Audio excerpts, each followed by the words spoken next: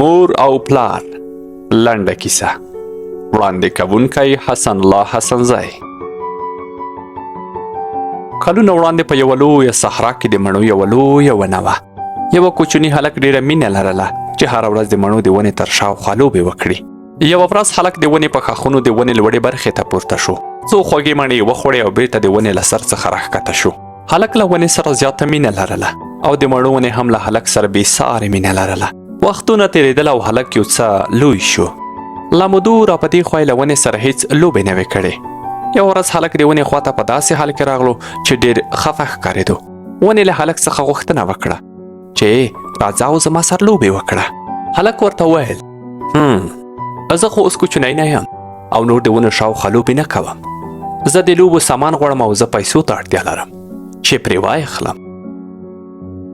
ونې ورته وویل چې زه بښنه غواړم، زه خو پیسې نه لرم، خو په هر حال ته کولی شي زما ټولې مڼې واخلې او خرڅ یې کړې، ته به نو بیا پیسه داره شې. هلک ډېر فکري و، خو د ونې څخه یې ټولې مڼې راوشکولې او په خوشحالۍ ترې لاړو. هلک د مڼو تر شکولو وروسته بیا ډېره موده رانغلو او ونه ډېره خفه وه. یوه ورځ هلک بیا راغلو. ونه ډېره حیرانه شوه او ورته یې وویل چې راځه زما سره لوبې وکړه.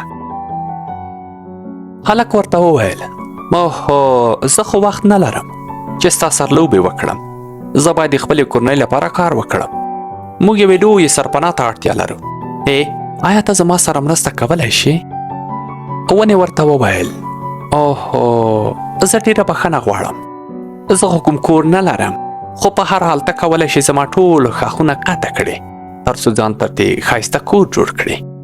نو هلک هم د ونې ټول ښاخونه قطع کړل او په خوشحالۍ ترې لاړو. ونې ویاړ کوو چې هغه خوشحاله وویني، خو ونه یو ځل بیا تنها او ډېره خفه وه. یوه ورځ د اوړي په ګرمه هوا کې هلک بیا راغلو او ونه ورته ډېره خوشحاله شوه. ونې ورته وویل چې راځه او زما سره لوبې وکړه.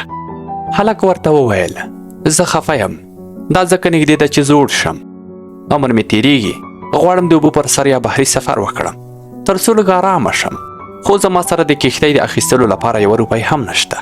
ونې ته کولی شې ماته یوه کوچنکه کښتۍ راکړې؟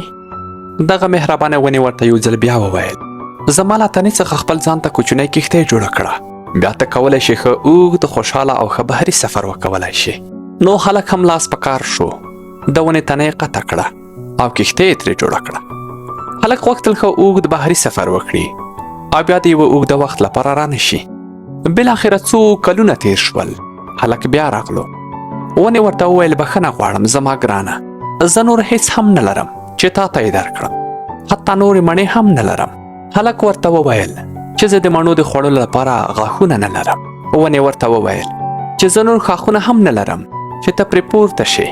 هلک ورته وویل زه اوس د پورته کېدلو لپاره ډېر زوړ شوی یم او توان یې نه لرم. ونې د اوښکو څخه په ډکو سترګو ورته وویل په رښتیا هم چې زه نور تا ته هېڅ شی نشم درکولی، یوازې څه چې زما سره پاتې دي هغه زما په مرګ حال ریښې دي، نور هېڅ هم نه لرم، زه هم ختمه یم. هلک ورته وویل زه اوس هېڅ شي ته اړتیا نه لرم، یوازې داسې ځای ته اړتیا لرم چې پکې د دې څو کلونو را په دې خوا لږ دمه شم. هلک ورته وویل هو دې زړې ونې ریښې د تکیه کېدو او دمې جوړولو لپاره تر ټولو ښه ځای دی.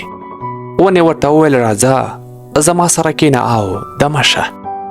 هلک هم کښېناستو او ونه هم ورسره ډېره خوشحاله وه، خو په داسې حال کې سره ناست و چې د دواړو سترګې له غټو غټو اوښکو څخه ډکې وې. دا کیسه زموږ ټولو لپاره ده. مور او پلار د مڼو د ونو په څیر دي، دوی موږ ته هر څه راکوي کوم چې د دوی سره په خپل ژوند کې وي، په داسې حال کې چې بیا یې د بیرته ادا کولو او غوښتلو هیله هم نه لري. موږ یوازې مور او پلار ته په داسې حالت کې راځو چې یو څه ته اړتیا ولرو، خو د مور او پلار لپاره دا کومه اړینه خبره نه ده چې څومره ډېر څه مو ترې واخیستل او څومره لږ څه مو بیرته ورکړل.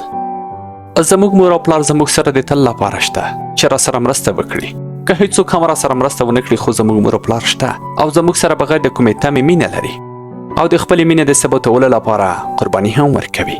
موږ ته پکار ده چې د دوی ساتنه او قدرداني وکړو، د دې تر مخه چې ډېره ناوخته شي او دوی له منځه لاړ شي.